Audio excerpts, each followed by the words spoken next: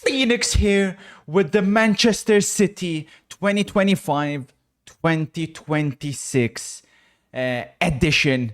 Buy, sell, keep, whoever, how Manchester City will look like in this upcoming season. I want to start by saying I want to dedicate this video to a very, very special friend of ours, MCFC, who I've also, as always, sought out his counsel in exactly what Manchester City are cooking up in this transfer window, because we all know, of course, he has immaculate, incredible sources. So let's get straight into it.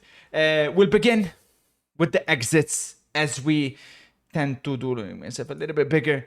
Ederson, this is one I've been looking for some time now. You know my thoughts on him. I think he's extremely overrated. I think he's been on the decline for some time now, and that's the correct moment to let him go. He's wanted in Turkey. Galatasaray, rumored to be the club most interested in him.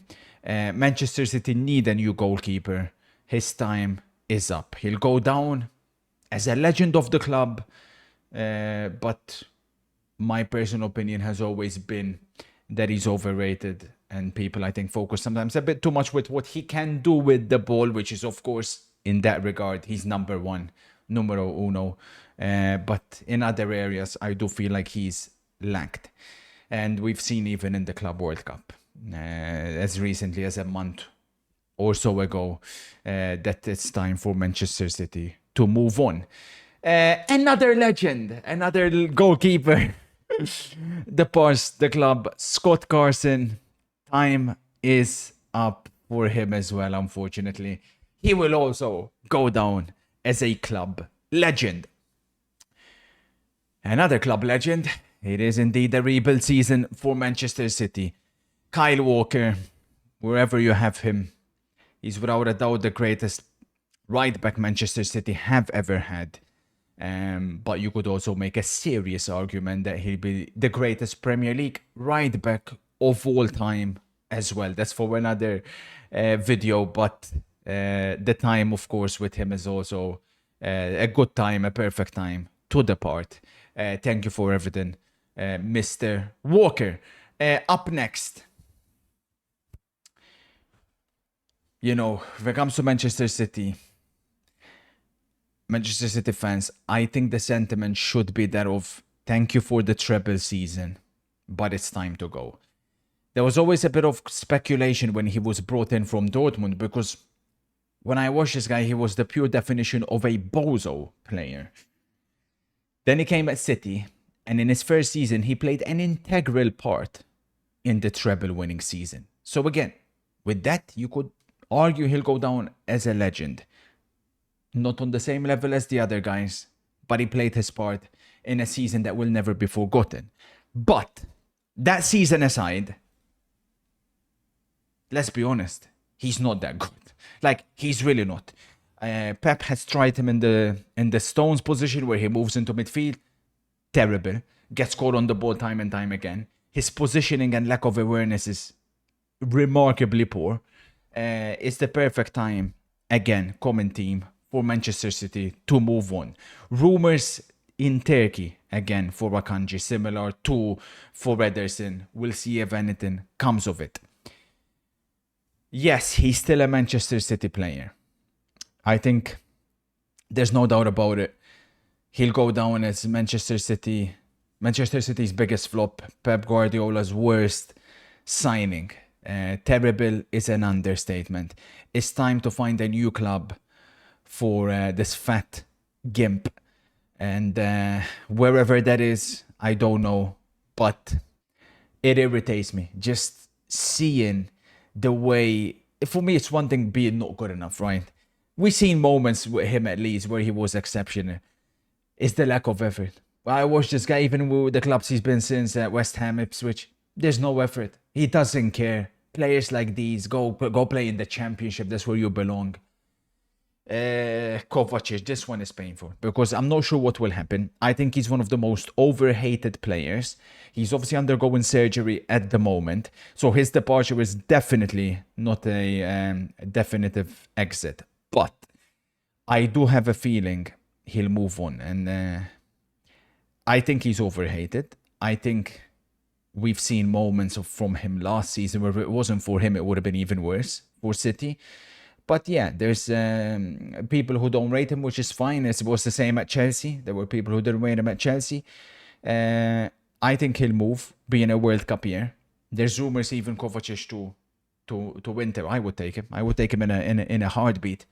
But yeah, usually you don't see players moving when they're currently undergoing surgery or have undergone surgery. But I have a feeling there'll be an exception on this case. I think Kovacic will leave Manchester City. Another player rumored to be joining a club in Turkey, not sure which one. Obviously, was a mistake coming back last season. I think that is pretty evident. Gundogan, also, thank you for the memories. This one should be a definitive exit. There should be no coming back. Please do not stain your legacy already more than what you done last season. Time is up. McAtee, who will City regret this one? He is 22, 23, I believe, so it's not like he's very young. Wanted by Leverkusen still, I think, in Germany. Wanted by Serie A clubs as well. There is a player there, but I don't think he's City level. I really don't. I think it's the right decision to move on. I don't think it'll be a Palmer situation all over again. Let's put it that way. Obviously, we're talking about legends. He's already done. He's off to Napoli. A lot of talk whether it was the right or wrong thing to do. I think it was the correct thing. I think De Bruyne was on the decline. That is clear and obvious. And the only problem, though, is if they keep Gundogan. Because there'll be no logic behind keeping Gundogan for another year, but letting go of De Bruyne. That doesn't really make sense. I know the salary is different. I understand all of that.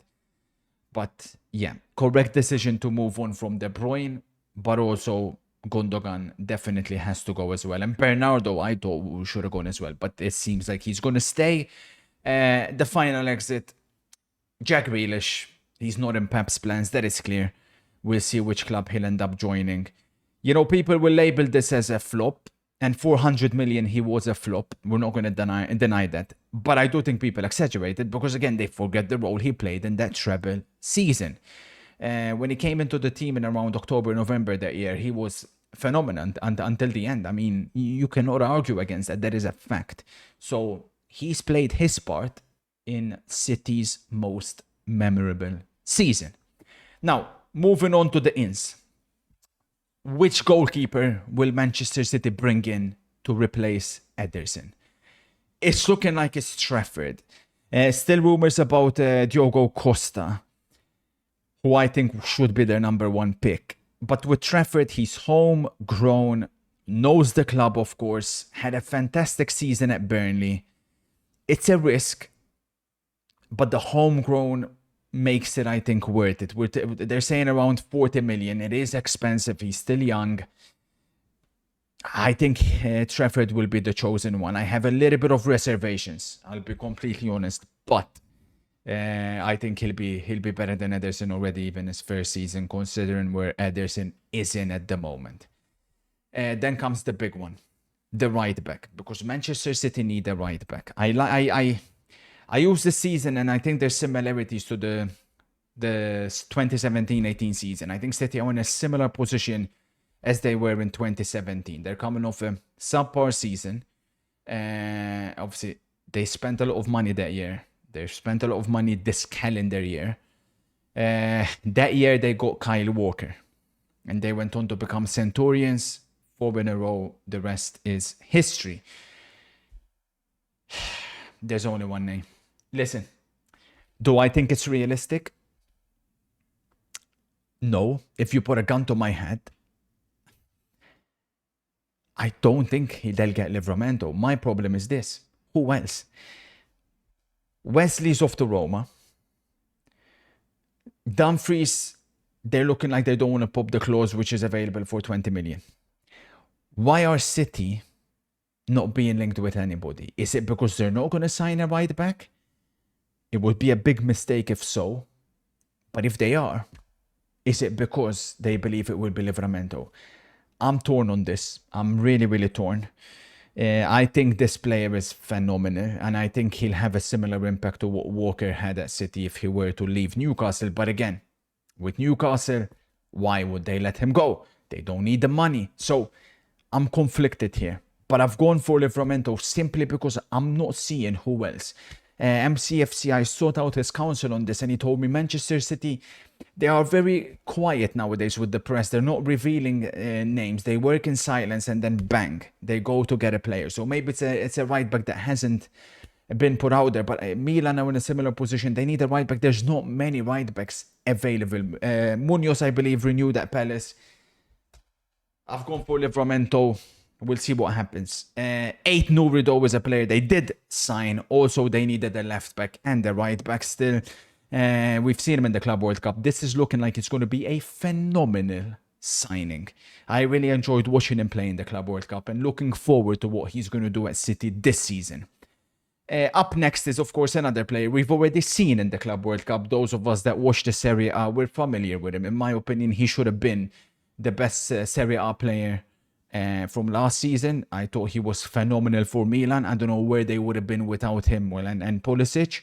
And we've already seen, if you've watched the Club World Cup matches, you know what he's going to bring to the table. I just love how forward-minded he is. A midfielder that's looking to always play forward, a little bit like De Bruyne in that regard. Not saying he'll be on that level, but an absolute joy of a player to watch. And as an Inter fan, I'm very glad City took him off Milan. Nippon, I don't think he's that good from what I have seen, but he's still young. It's tough to know until we see him week in, week out. Another Norwegian added to the army of Norwegian City are forming. We'll see. I don't think he's going to get sent on loan. I think he'll be playing. But of course, he'll be a squad player. Up next, another player we've seen in the Club World Cup, Cherki, and his talent is undeniable. For the price City got him at, I think he's got a potential to go down as one of the best signings of the season. But there's also a question mark in exactly how he will fit with Pep at City. But one thing is for certain, he's not a boring player to watch. That is pretty obvious. So I'm sure we'll have a blast seeing him in action. This, therefore, is the City team that I have in mind. Trafford and Ortega in goal. Livramento, Matheus Nunes as his backup. 8 Nuri on the left. I've put Ake and O'Reilly to cover. Of course, Ake can cover central. Ruben Diaz and Gvardiol formed a really good partnership towards the end of the season. In the Club World Cup, when Gvardiol came off, it ended up problematic. I've left Stones in here. With Stones, it's a question of course, always fitness. Since he's been at Manchester City, I believe he was an actual starter. By starter, I mean, like, when you come up with the team at the end, who played the most minutes, Stones would have been there only 4 times, which is disappointing, but it's no coincidence that in the 4 times he was a starter, Manchester City went on to have incredible seasons. I would keep him. And of course, if he's fully fit, you'll find a spot for him to start. But I've put him as cover. Reis is, of course, another player we'll see more of, I think. And Kusanov, I don't know what happened towards the end of the season, why we never seen him again. But I'd like to think he'll get a lot more minutes this season. Rodri, Rangers. My concerns are the backup for these players. This is why if I was City, I would keep Kovacic. Or they sign a new player, whether that's Adam Wharton or whatnot. I get the feeling if Rodri gets injured, they could be in trouble again. Nico Gonzalez was signed for big money. And again, for some reason, he got dropped completely from the team towards the end, which I didn't understand. But you have to trust him now that you've signed him for that amount of money. Foden, Oscar Bob. Oscar Bob, obviously Foden has a big redemption season. Oscar Bob, I think this is a player who will also have a crucial role to play. The reason being is, mentally, he's much smarter than Doku and Savinho. He's a different type of winger, and I believe he'll have a better season than both Doku and Savinho, assuming he stays fully fit. Then I've got Cherki and Echeverry. Echeverry is the one. For me, Echeverry is the one that I hope he doesn't get sent on loan. I expect him to have a good preseason. He's got something that's different. Came on against Palace. It was in the FA Cup final. Came on for me. There's a special player. I've been watching this guy since he was 13 years of age. I like him. I like him a lot, and I do believe he'll also play a big role for City this season. This is my problem. I don't like Doku.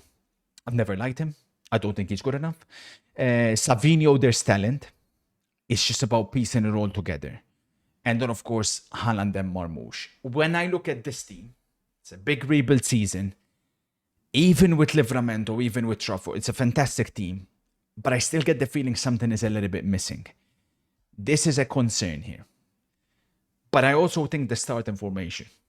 Like, I looked at this and I'm like, With the change of formation, look how much better this team looks like. What if they go three at the back? What if it's Trafford, Kusanov, Ruben Diaz, Gvardiol, Rodri and Reindeers, Livramento, Wait, Nuri to push wide, Cherki, Marmoush and Haaland? That to me looks a more balanced, stronger City team. I expect City to play more narrow, like they done towards the end of last season, because that's how you get the best out of these players. Marmoush is better than Doku.